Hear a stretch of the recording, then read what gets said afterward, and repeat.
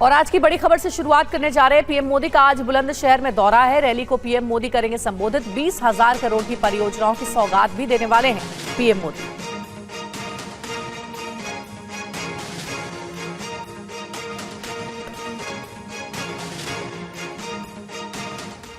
प्रधानमंत्री नरेंद्र मोदी उत्तर प्रदेश के बुलंदशहर से 2024 के लोकसभा चुनावों का आगाज करने जा रहे हैं।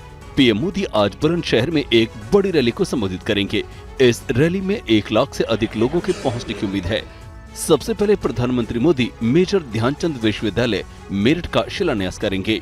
इसके बाद कल्याण सिंह राजकीय मेडिकल कॉलेज और डेडिकेटेड फ्रेट कॉरिडोर के सेक्शन के साथ ही अलीगढ़ कन्नौज हाईवे का लोकार्पण करेंगे। साथ ही प्रधानमंत्री 20,000 करोड़ की परियोजना को हरी झंडी दिखाएंगे। राम मंदिर में रामलला की प्राण प्रतिष्ठा समारोह के बाद पीएम मोदी की ये पहली रैली है। दरअसल पूर्वी यूपी के बाद अब पीएम मोदी की नजर पश्चिमी यूपी पर है। पीएम मोदी ने 2014 में यानी 10 साल पहले भी अपने चुनाव की कैंपेनिंग की शुरुआत बुलंदशहर से ही की थी। आज होने वाली रैली के जरिए विपक्षी गठबंधन इंडिया को बीजेपी बड़ा संदेश देने की कोशिश करेगी। रैली में पीएम मोदी के साथ उत्तर प्रदेश के मुख्यमंत्री योगी आदित्यनाथ भी शामिल होंगे। और पीएम की बुलंदशहर की रैली क्यों है खास, इसके पीछे वजह बताई जा रही है कि बीजेपी के लिए बुलंदशहर सौभाग्यशाली यानी कि लकी है। माननीय प्रधानमंत्री महोदय, अयोध्या में रामलला की प्राण प्रतिष्ठा के तुरंत बाद पीएम मोदी बुलंदशहर से ही एक बार फिर अपने चुनावी अभियान की शुरुआत कर रहे हैं। राम मंदिर आंदोलन में अहम भूमिका निभाने वाले यूपी के पूर्व मुख्यमंत्री कल्याण सिंह को खास तौर पर याद किया जाएगा। कल्याण सिंह के नाम पर मेडिकल कॉलेज का भी पीएम मोदी उद्घाटन करेंगे। इसके पीछे यूपी में पिछड़े वोट बैंक को साधने की सियासी मायने भी हैं। बताया जाता है कि 2014 में भी पीएम मोदी ने चुनाव अभियान की शुरुआत माता वैष्णो देवी के दर्शन के बाद बुलंदशहर से की थी। तब बीजेपी ने पश्चिमी उत्तर प्रदेश की सभी 14 सीटों पर जीत हासिल की थी। हालांकि 2019 में बीजेपी 14 में से 7 सीटें हार गई थी। पार्टी एक बार फिर पश्चिमी यूपी की सभी 14 सीटें जीतना चाहती है। पूर्वी यूपी के बाद पश्चिमी उत्तर प्रदेश को पीएम मोदी साधने पहुंच रहे हैं। पश्चिमी उत्तर प्रदेश को 19,000 करोड़ रुपए से अधिक की सौगात देंगे। इसमें dedicated freight corridor, Kalyan Singh राजकीय medical college, Aligarh Kannauj 4 lane highway भी शामिल है। और पीएम की रैली से पहले कल सीएम योगी आदित्यनाथ बुलंदशहर पहुंचे थे। यहां उन्होंने कार्यक्रम की तैयारियों का बारीकी से निरीक्षण किया था। निरीक्षण के दौरान मुख्यमंत्री योगी आदित्यनाथ ने सभा स्थल का मॉडल देखा। सीएम ने मंच के आसपास की तैयारियों की समीक्षा की। इसके साथ ही अधिकारियों को जरूरी दिशा निर्देश दिए। साथ ही सीएम योगी ने अधिकारियों को निर्देश दिए कि जनता को सभा स्थल पर किसी भी तरह की परेशानी का सामना न करना पड़े। सभा स्थल पर व्यवस्था अच्छी होनी चाहिए। सीएम योगी ने अधिकारियों से ये भी कहा कि मंडल में चल रहे विकास के कार्यों को जल्द ही गुणवत्ता के साथ पूरा करें। पीएम मोदी के बुलंदशहर दौरे को लेकर बीजेपी नेताओं का कहना है कि अयोध्या में प्राण प्रतिष्ठा के बाद पीएम का बुलंदशहर आना गर्व की बात है।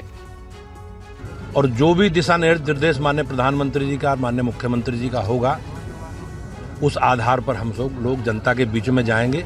निश्चित रूप से भारतीय जनता पार्टी का एक कार्यकर्ता अपने नेतृत्व के निर्देश के अनुसार जो भी दिशा निर्देश मार्गदर्शन माननीय प्रधानमंत्री जी का होगा, उसे पूरा करेंगे।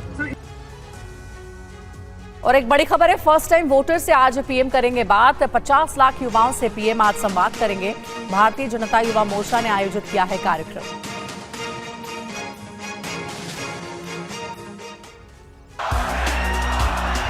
आज मतदाता दिवस है। इस मौके पर आज प्रधानमंत्री नमो नव मतदाता सम्मेलन के तहत वोटर्स को संबोधित करेंगे। बीजेपी के युवा इकाई के इस कार्यक्रम के तहत देश के 50 लाख युवाओं से पीएम संवाद करेंगे। प्रधानमंत्री नरेंद्र मोदी सुबह 11 बजे सम्मेलन को वर्चुअल संबोधित करेंगे।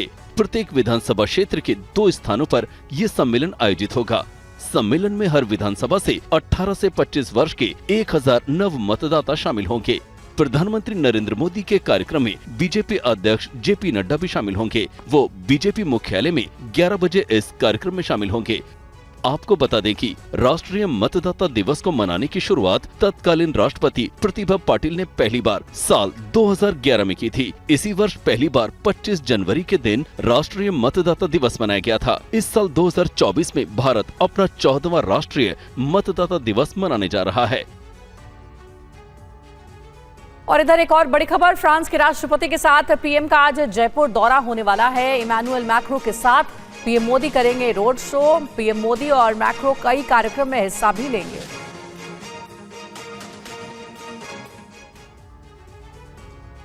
प्रधानमंत्री नरेंद्र मोदी फ्रांस के राष्ट्रपति इमैनुअल मैक्रो के साथ जयपुर में रोड शो करेंगे और राजस्थान की ऐतिहासिक विरासत को देखने जाएंगे। मोदी और मैक्रो गुरुवार को दोपहर 2 बजे जयपुर पहुंचेंगे।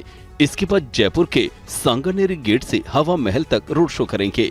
पीएम मोदी दिन में 2:30 बजे जयपुर एयरपोर्ट पहुंचेंगे। यहां से 3:15 पर आमेर फोर्ट पहुंचेंगे। शाम 5:30 पर जंतर मंतर पहुंचेंगे। फिर 6 बजे जंतर मंतर से यात्रा निकालेंगे। 6:15 पर हवा महल पहुंचेंगे। 7:15 पर रामबाग पैलेस जाएंगे। बताया जा रहा है कि इस दौरान हवा महल पर चाय भी पिएंगे। पीएम मोदी के जयपुर दौरे से सीएम भजनलाल शर्मा ने अधिकारियों के साथ अहम बैठक की। सभी लोग, हमारी माताएं बहनें भी, युवा साथी भी, किसान बंधु भी अपने पारंपरिक वेश में माननीय प्रधानमंत्री जी का और फ्रांस के राष्ट्रपति जी का अभिवादन करेंगे, स्वागत करेंगे, वंदन करेंगे। फ्रांस के राष्ट्रपति मैक्रो इस बार 75वें गणतंत्र दिवस के मुख्य अतिथि भी हैं। और करीब 12 घंटे तक ईडी ने एनसीपी नेता रोहित पवार से पूछताछ की, लेकिन रोहित को अभी राहत नहीं मिली है। दिखाते हैं आपको पूरी खबर ये रिपोर्ट में। डीजे की धुन पर झूम रहे ये एनसीपी कार्यकर्ता हैं, जो अपने नेता रोहित पवार के लिए ईडी ऑफिस के आगे जब तक पूछताछ हुई जमे रहे। शरद पवार के पोते और विधायक रोहित पवार से सुबह 10:30 बजे से रात 10:10 तक ईडी ने पूछताछ की। रोहित पूछताछ के लिए बुधवार को प्रवर्तन निदेशालय के सामने पेश हुए।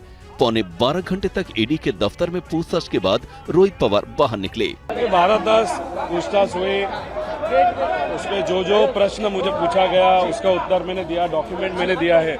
इसके पीछे राजनीति है। संघर्ष यात्रा जो निकाली गई थी लोगों के हित में, उसको जो सक्सेस मिला और जो जिस तरीके से हम सब मिलके इस सरकार के विरोध में बोल रहे हैं, वो सब चीजों को देखते हुए ये कार्रवाई हुई, ऐसे लोगों का कहना है। रोहित का इशारा केंद्र सरकार की तरफ था। उन्होंने कहा कि संघर्ष इसी तरह से आगे भी जारी रहेगा। इधर आज 11 बजे कोविड बैग स्कैम में पूर्व मेयर और यूबीटी नेता किशोरी पेडनेकर को ईडी ने समन कर बुलाया है। वहीं खिचड़ी स्कैम मामले में ईडी ने शिवसेना नेता और विधायक संजय राउत के भाई संदीप राउत को समन भेजा है और अगले सप्ताह बयान दर्ज कराने के लिए बुलाया गया है। राहुल गांधी की यात्रा आज बंगाल पहुंचेगी। टीएमसी ने राहुल की यात्रा से दूरी बना ली है। 26-27 जनवरी को राहुल नहीं करेंगे यात्रा।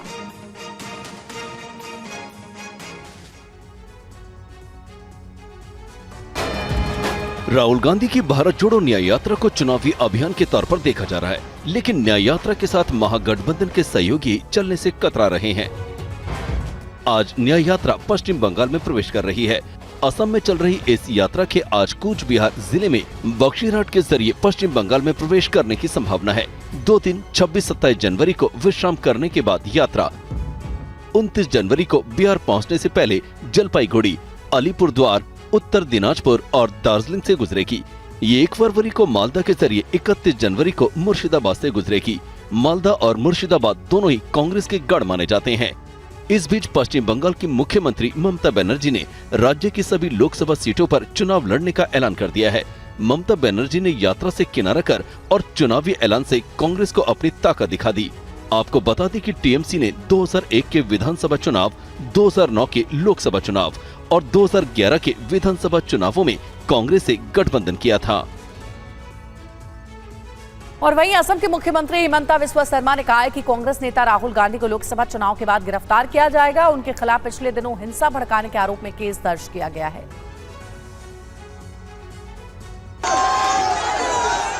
राहुल गांधी के सामने न्याय यात्रा में शामिल कार्यकर्ताओं ने कानून तोड़ा, बैरिकेड तोड़कर पुलिस वालों के साथ धक्का मुक्की की। इस मामले में हिमंता बिस्वा शर्मा ने कड़ी प्रतिक्रिया दी थी।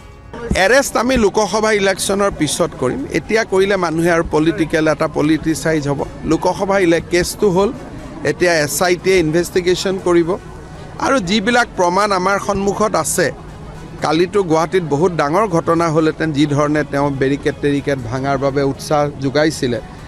सुबह उठते हो, चाय गरम करने के लिए स्टोव में कोयला डालते हो, उसको जलाते हो, इधर हिमंता बिस्वा का राहुल गांधी के इस वीडियो को जारी करते हुए तंज कसा है। उन्होंने लिखा है कि आपके आलू से सोना बनाने वाली बात से हम उभर ही रहे थे कि आपने स्टोव में कोयला डालकर हमें असमंजस में डाल दिया। आप होश में तो हो। केंद्रीय मंत्री गिरिराज सिंह ने भी राहुल पर तंज कसा और कहा कि एक दिन ये आदमी हिंदुस्तान को हंसा हंसा कर मार डालेगा। राहुल गांधी अपनी भारत जोड़ो न्याय यात्रा को लेकर पश्चिम बंगाल में दाखिल होते उससे एक दिन पहले ही ममता बनर्जी ने कांग्रेस से रिश्ता तोड़ने का ऐलान कर दिया है। As a matter of fact, हम इंडियन एलायंस আমাকে একবার জানিয়েছে যদি আপনার রাজ্যে যাচ্ছেন না জানাইনি, সুতরাং আমার সাথে কোনো সম্পর্ক নেই বাংলার ব্যাপারে। ममता बनर्जी के इस बयान ने इंडिया गठबंधन के भविष्य पर सवालिया निशान लगा दिए हैं। पूछा जा रहा है कि क्या इंडिया गठबंधन टूट गया है। दरअसल बंगाल में सीट शेयरिंग को लेकर जो बातें कांग्रेस की तरफ से हो रही थी उससे ममता पहले ही नाराज थी, लेकिन अपने बयान में ममता ने इतना ही कहा कि इंडिया गठबंधन के सदस्य होने के नाते कांग्रेस ने बंगाल से निकलने वाली अपनी यात्रा का कार्यक्रम उनसे साझा नहीं किया। यदि इतना ही समन्वय नहीं है तो बंगाल में वे अकेले ही चुनाव लड़ेंगी। ममता बनर्जी ने अकेले चुनाव लड़ने का ऐलान उस समय किया है जब आज राहुल गांधी अपनी भारत जोड़ो न्याय यात्रा को लेकर असम से बंगाल में एंट्री लेने वाले हैं। ममता के बयान के बाद कांग्रेस के वरिष्ठ नेता अधीर रंजन चौधरी ने गठबंधन पर बोलने से इनकार कर दिया। हमें जाए ना अलायंस के बारे में नहीं, उन्होंने कहा है ममता कौन के कहा है या इस बारे में पूछिए और जो कह रहे हैं उनको पूछिए। एक और अहम खबर है, जेडीयू ने कांग्रेस पर सवाल उठा दिए हैं। कांग्रेस सहयोगियों को सीटें नहीं देना चाहती है। सीट शेयरिंग पर कांग्रेस लचीला नहीं है। तो केसी त्यागी जेडीयू के वरिष्ठ नेता हैं, उन्होंने कांग्रेस पर सवाल खड़े कर दिए हैं ये बयान देकर के कि कांग्रेस सहयोगी दलों को सीटें नहीं देना चाहती है।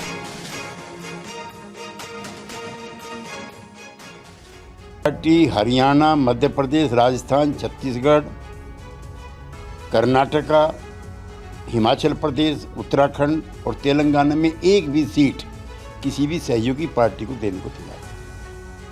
और लाइन शेयर चाहती है उत्तर प्रदेश में समाजवाद पार्टी से, टीएमसी से ममता बनर्जी से पश्चिम बंगाल में, डीएमके से तमिलनाडु में और आरजेडी जेडीयू से बिहार में।